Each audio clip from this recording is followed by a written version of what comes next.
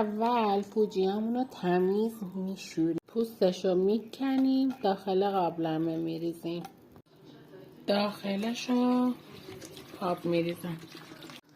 10 دقیقه یه ربع میذارم بجوشه.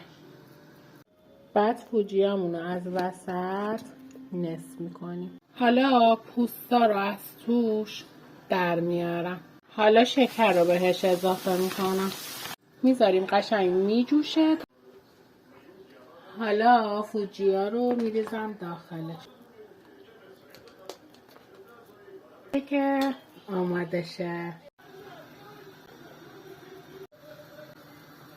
حالا بهش آب لیمو تازه اضافه میکنم. یه ذره‌شو بر میدارم قوامی که میخوام رسیده یا نه. به اون قوامی که میخوام رسید.